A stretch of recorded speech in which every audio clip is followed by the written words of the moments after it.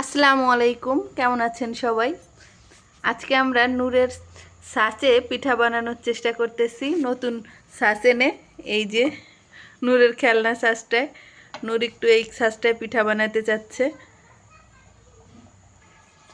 পিঠা বানানো দেওয়ার জন্য আমরা একটু মুছে দেই ছাঁচটাকে।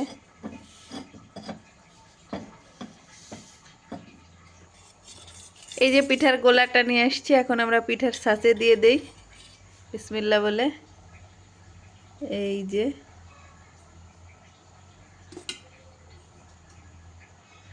জানি না কেমন হবে, বিসমিল্লাহ আল্লাহ বলে দিলাম।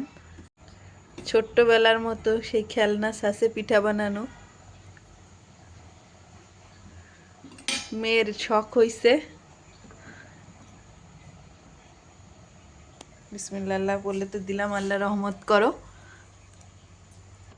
এখন একটু ঢাকনাটা তুলে দেখি কি অবস্থা পিঠা।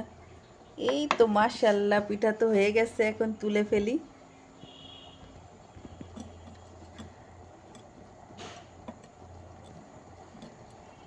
এত ভালো পিঠা হবে এটা তো ভাবতেই পারিনি, যদিও ওইভাবে তোলা যাচ্ছে না। এই যে তুলে ফেলছি।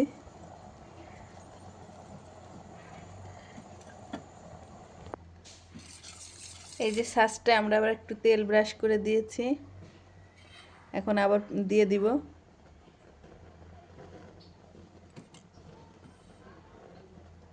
ছোটবেলার কথা খুব মনে পড়ে যাচ্ছে, মেয়ের সাথেই খেলনা বাটি করতে যে। মাশাআল্লাহ, পিঠাগুলো এত সুন্দর হচ্ছে, আমি কখনো কল্পনাও করতে পারিনি যে খেলনা ছাঁচে এত সুন্দর পিঠা হইতে পারে। একদম ছোট পিচ্চি একটা ছাঁচ এনে যে মেয়ের খেলনা ছাঁচ দিয়ে এইভাবে সুন্দর পিঠা বানাবো, অবাক হয়ে যাচ্ছে আসলেই আমি নিজেই।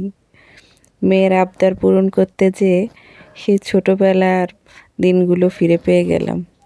আসলে প্রত্যেকটা মায়ের একটা মেয়ে থাকা উচিত, এবং সে তার ছোটবেলায় ফিরে যেতে পারে যদি তার একটা মেয়ে থাকে।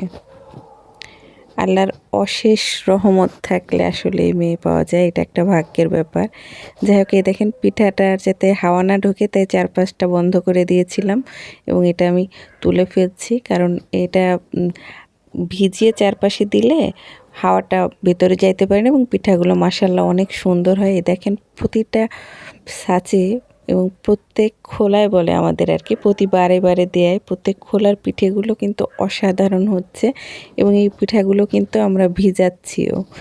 এবং আমি পাশেই হাঁড়িতে রস প্রস্তুত করে নিয়েছি, কারণ সে বলেছে সে এই পিঠা ভিজিয়ে খাবে।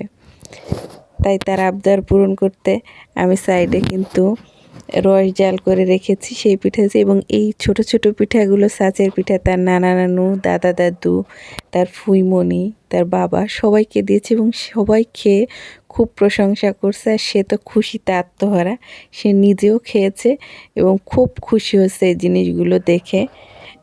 মানে তার খুশিটা আসলে আমি বোঝাইতে পারবো না, এটাই মনে হয় আমার সব থেকে বড় পাওয়া।